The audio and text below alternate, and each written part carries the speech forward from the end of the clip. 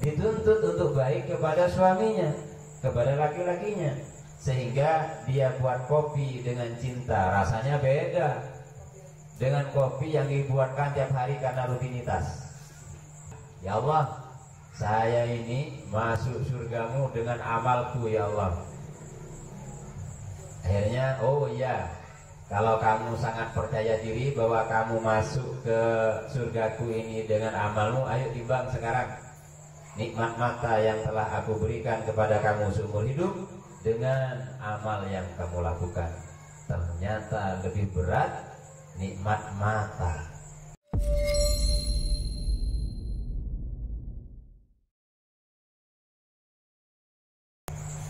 Nihayatul wali bidayatun nabi wa nihayatun nabi bidayatur rasul. Artinya apa? Ada wali, ada nabi, ada rasul. Nah, begitu juga dalam kelas pengetahuan kita, bahwa ala hasbil bidayah ini, ketika seseorang ingin mencintai Allah Subhanahu wa taala, Allah akan hidupkan hatinya. Gimana caranya menghidupkan hati? Ya seperti kita ngaji malam ini. Kita ngaji malam ini tujuannya adalah menghidupkan kolbu, sehingga apa? Waridul intibahi huwa nurun, bahwa warid karunia kesadaran itu adalah cahaya yang akan mengeluarkanmu min zulmatil ghaflati ila nuril yaqdah, yang akan mengeluarkanmu dari kegelapan apa? Kelalaian. Saya rasa kita ini masuk kategori orang tidak tahu atau orang yang lalai. Jadi kita ini masuk kategori tidak tahu atau lalai. Ataukah karena tidak tahu kemudian lalai, atau karena dibalik kelalaianlah yang kemudian membuat kita tidak tahu. Sebenarnya berawal dari ketidaktahuan akhirnya menjadi lalai. Tidak tahu kepada tugasnya sebagai seorang ayah, maka akan lalai kepada tanggung jawabnya sebagai seorang ayah. Tidak tahu kepada tugasnya dan kewajibannya sebagai seorang anak, maka akan lalai terhadap kewajibannya sebagai seorang anak. Maka ketidaktahuan itu, kalau kita belajar fikih, bahwa tidak tahu itu bebas hukum. Tapi Allah itu nanti akan bertanya, kenapa kamu tidak tahu? Terus kita berdalil, dulu udah ada yang nyampaikan Islam, apalagi di zaman sekarang itu sudah banyak sekali. Maka disinilah wa huwa li ahlil bidayah minal qaulidin. Jadi cahaya kesadaran yang akan mengeluarkan kita dari kelalaian itu bagi qaulidin, orang yang sedang berproses untuk mencari dan mengetahui Allah Subhanahu wa taala. Faida tayaqqada min naumihi wa tabaha min ghaflatihi istawa ala qadamihi taliban li rabbih. Maka dia akan mencari Tuhannya dan dia akan menerima ketentuan Allah Subhanahu wa taala dan Allah akan menerimanya. Batin itu yang menunjukkan kepada kita kesadaran nantinya. Nah, nanti kita kalau misalkan mau bahas detail, jadi kolbu itu hati yang mana? Jadi hati yang mana yang kemudian atau bagian hati yang mana yang akan memberikan kepada kita yang namanya kesadaran dan pemahaman secara bertahap. Pemahaman apa? Ya tentunya ma'rifatullah tadi. Maka ketika Allah hidupkan warid dalam diri kita, diantaranya adalah dengan diberikan kita kemauan dan semangat untuk ngaji, untuk mengaji, menghidupkan kolbu, menghidupkan batin. Jadi menghidupkan kolbu, menghidupkan batin itu penting sekali. Kenapa? Karena manusia hidup sejatinya bukan dengan badannya, tapi manusia hidup itu dengan ruhaninya, dengan sisi batin kita. Dan sisi batin kita itu ada yang namanya ruh, ada yang namanya sir, ada yang namanya kolbun. Jadi dari semua itu memiliki tugas masing-masing atau memiliki fungsi masing-masing. Orang-orang yang telah memperoleh cahaya ilahiyah ini, maka dia tidak akan ingat kepada selain Allah. Jadi dia ingat, dia akan lupa keluarganya, lupa segalanya. Bagaimana kalau dia punya istri? Ya, istri bagi dirinya adalah kewajiban dan tanggung jawab. Tapi kewajibannya tidak dipikirin, tapi dikerjakan. Jadi kewajibannya bukan dipikir, tapi dikerjakan. Oh, kewajibannya adalah mencari nafkah, ya silahkan bekerja. Kewajibannya adalah mendidik dan menasehati istri. Kita ini lebih banyak sibuk memenuhi kebutuhan jasmani keluarga daripada memenuhi kebutuhan rohani keluarga. Ingat, terutama yang bapak-bapak, ketika seorang perempuan masuk neraka, yang akan diseret pertama adalah suaminya. Maka kalau kita tidak bisa mendidiknya, ya ambil akal cerdas dikit lah, bapak ke pengajian, biar dapat yang namanya siraman. Jadi kalau misalkan ngajinya bareng kan enak. Kalau tidak bisa mengingatkan sendiri, terus kita biarkan. Jadi mau kita biarkan, nah, itu sebuah kelalaian kemudian. Makanya Allah Subhanahu wa Ta'ala memberikan kepada kita kesempatan dengan memberikan karunia berupa kesadaran, begitu. Jadi ini mungkin tentang al-warid, ya, tentang karunia berupa kesadaran terhadap rasa yang diberikan oleh Allah Ta'ala untuk menuntun kita mengeluarkan dari kelalaian menuju kepada kesadaran, begitu. Mohon izin, Ustaz. Assalamualaikum warahmatullahi wabarakatuh. Ada pertanyaan dari pemirsa online atas nama Sayyidah Ar-Rumi. Assalamualaikum Ustaz, mohon izin bertanya di luar tema. Saya mau bertanya tentang bagaimana cara memuliakan suami yang benar, karena selama ini saya melayani suami sesuai dengan yang beliau beri. Terima kasih.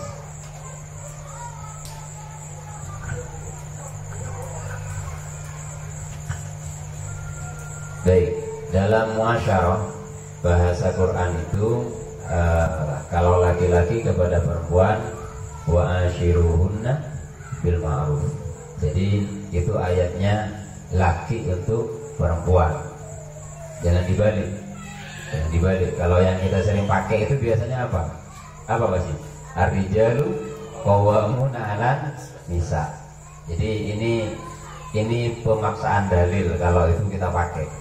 Artinya kalau ar-rijalu qawwamuna 'alan nisa, maka yang keluar nanti sifat rojuliyah, sifat keakuan sebagai laki-laki.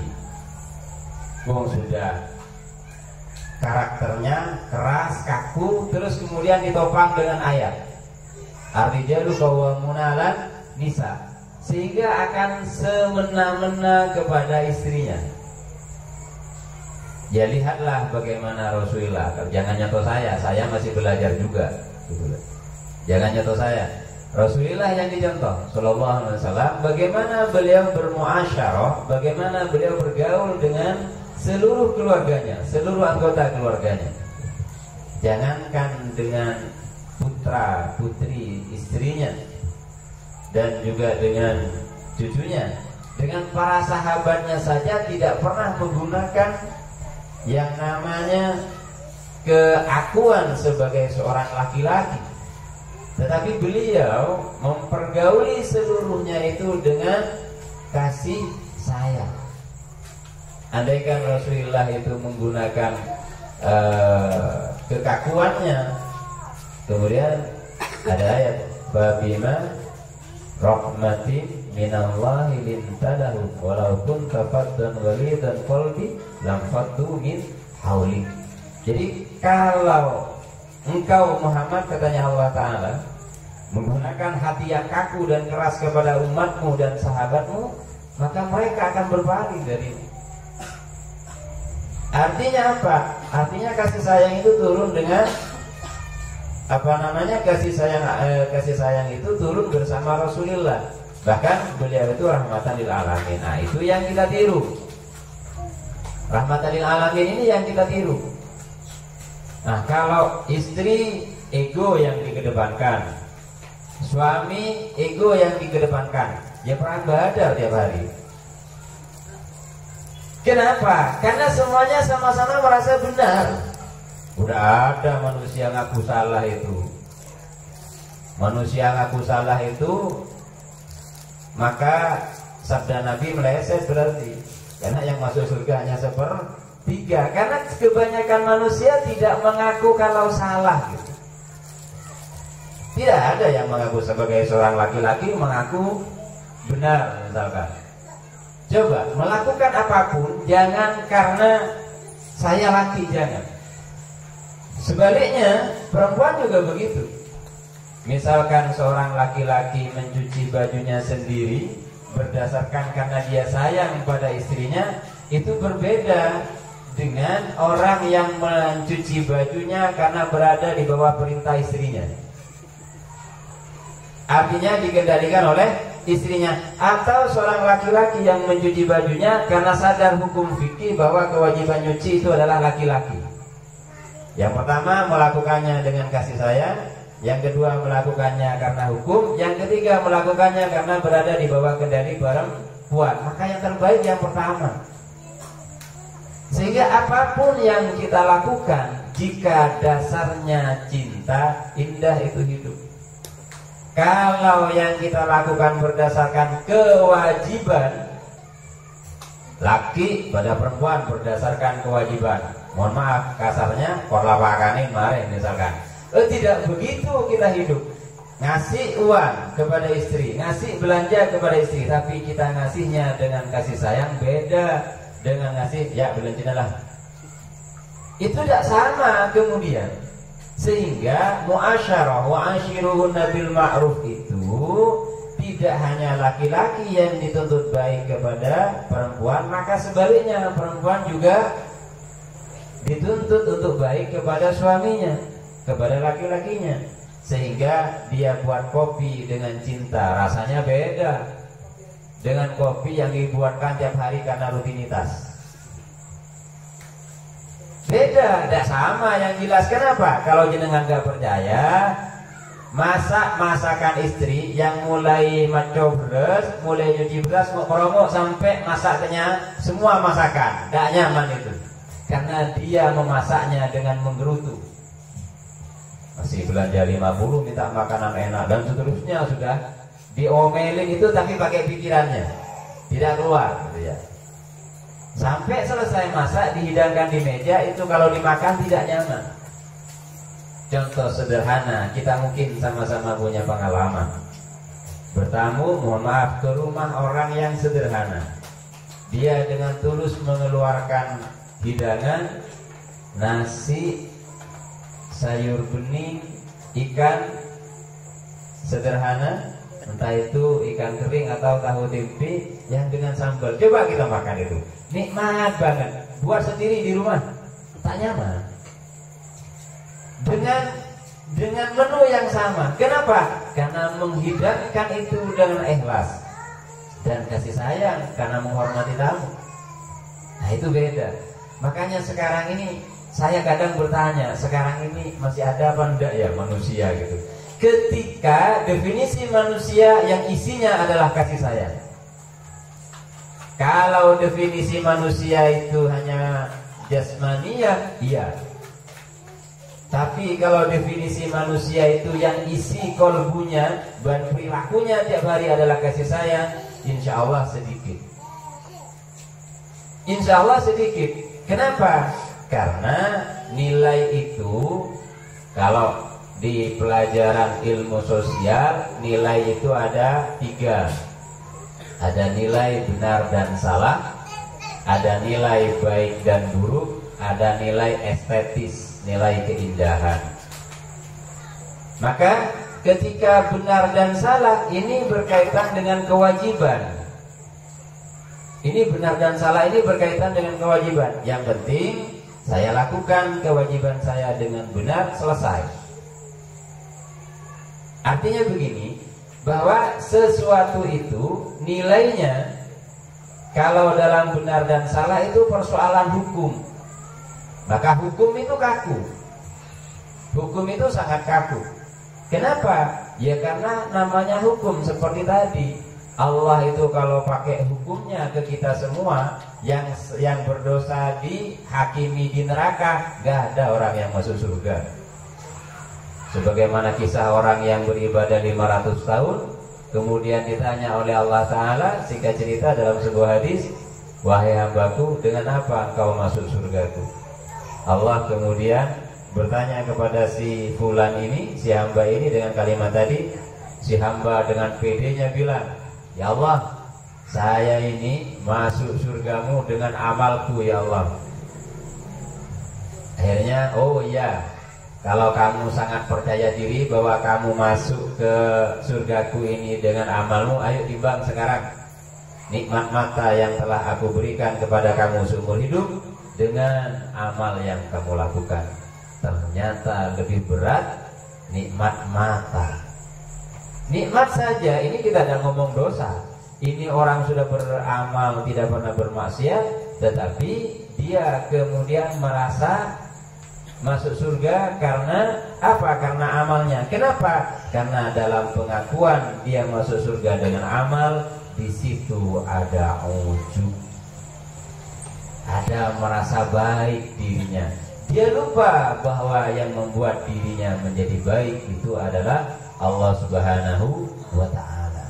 Sehingga karena dia merasa bahwa berbuat baik karena dirinya sendiri, maka itulah yang harus kita sadari, yang harus kita hindari. Maka ketika seorang istri bertanya, bagaimana kewajiban saya kepada suami, maka jika suasananya seperti pengantin malam pertama terus, nah seperti itulah seharusnya seorang istri melayani suami. Semuanya dilakukan dengan senyum, semuanya dilakukan dengan kasih sayang. Sebulan, 2 bulan, 3 bulan, setahun itu berubah sudah. Ya sama dengan apa ya? Sama dengan panggilan, sama dengan kondisi kita semuanya. Semuanya akan mengalami perubahan-perubahan. Bagaimana setidaknya rasa itu tidak berubah. Kalau yang sudah usia 50 misalkan, seperti Ustaz Zainul misalkan sudah usia 50 mamanya, atau yang di samping kanan saya ini sudah 50 lebih, kira-kira sayangnya kepada sang istri itu sama enggak dengan ketika pertama kali selesai diakad? Harusnya lebih besar dari yang pertama. Kalau waktu diakad kita belum tahu kejelekannya dan keburukannya serta kebaikannya. Tapi setelah berusia 50 lebih, kita tahu pada kebaikannya, memberikan anak, melayani kita dan sebagainya, menjaga nama baik kita. Mestinya cintanya seorang suami kepada istrinya itu bertambah. Ini enggak, tambah lama berkurang, akhirnya setiap hari yang ada adalah perang. Tidak bisa salah ngomong dikit istrinya langsung dibentak, atau sebaliknya suaminya nggak bisa salah dikit langsung dilawan.